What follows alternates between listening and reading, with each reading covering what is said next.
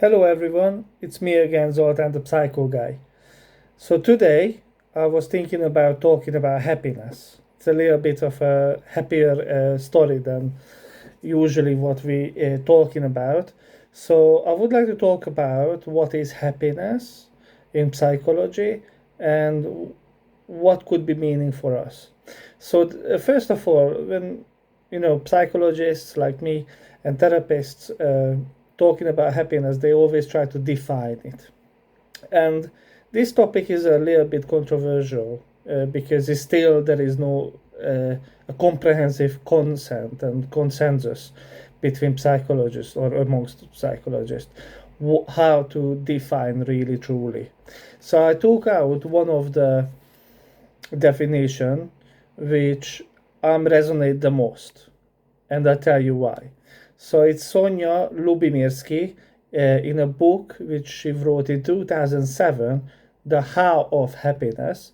She says that the experience of joy, contentment, or positive well being combined with the sense that one's life is meaningful and worthwhile. So this contains loads of components, and there is a short term and a long term happiness.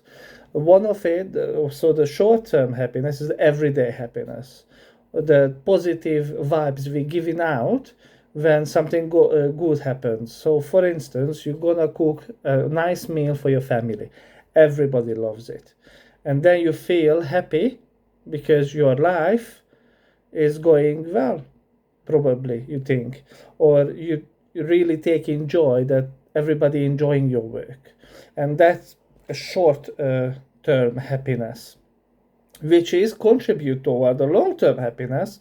So the long term happiness is the overall life satisfaction. So happiness can come with many shapes and forms, but usually it does evolve around our own subjective perspective and what happening in our life. So for instance, if always just the bills coming in and you're broke and there is no job which you can enjoy and sustain yourself with, then happiness is going to be very low, if any, or non-existent, because there are experiences, so the bills coming in and there is no money, which tells you that you cannot be happy until these are all satisfied. However, this is all a lie. Happiness is not depends on money. Happiness is not really depending on how we live our life, because somebody can have virtually very small amount of possessions and maybe very close to nothing money, but they still can be happy. So how come that in Bhutan is a country in Asia, just above a little bit above India, and in between India and China there is a very poor country called Bhutan. It's poor because they don't have that certain GDP. However, the people, when they research Western Europeans, research those people, that they recognize that they are a lot more happier. They have a much more positive outlook of their lives and the whole world than Europeans have after the Second World War and all of those kind of things what happened in the 1960s even.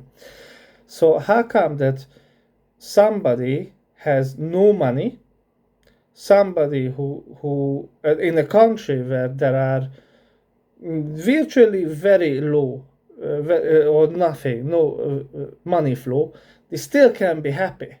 Because in Bhutan, this is what it is. They are not that rich with the Western European standards.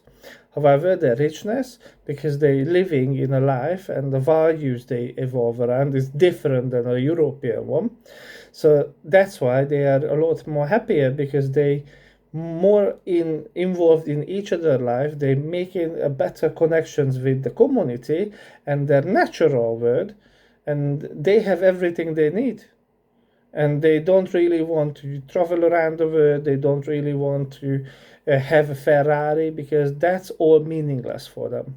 For them, those Bhutani people, it is very much important to be in balance within the self.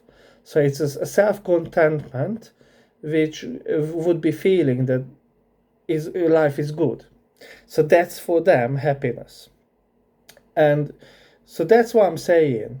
So many times possessions and money on your bank account can give you some assurances that, okay, you not have to really panic, or it's everything is okay.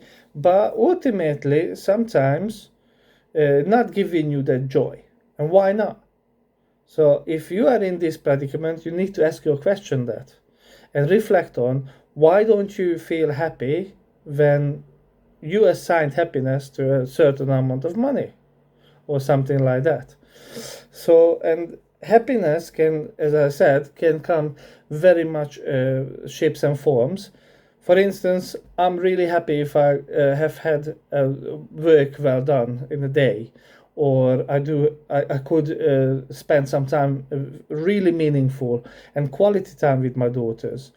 But that's just me. That's my everyday happiness, the short term well-being quantifier for me. That would be that I do something which is important to me, such as spending time with my daughters or something like that.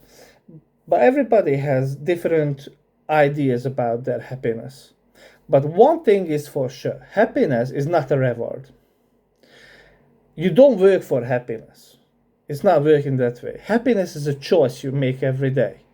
So if you say, today, I will be giving gratitude for what I have, and concentrate on that, and you being happy what you have, then your mental well-being going to improve, because there are so many reasons what we can say I'm not happy about, but there are also great many other reasons which you can say, yes, I'm happy about these things.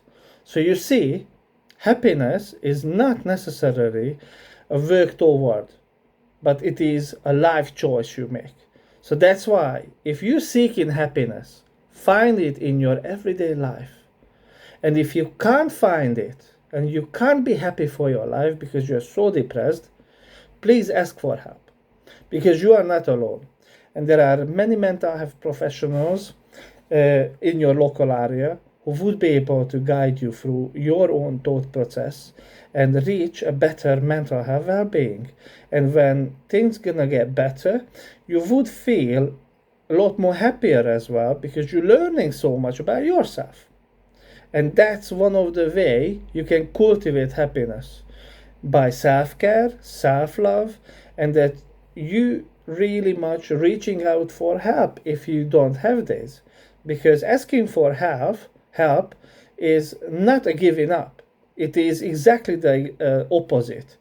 Asking for help is to refuse to give up and have somebody to fight with you.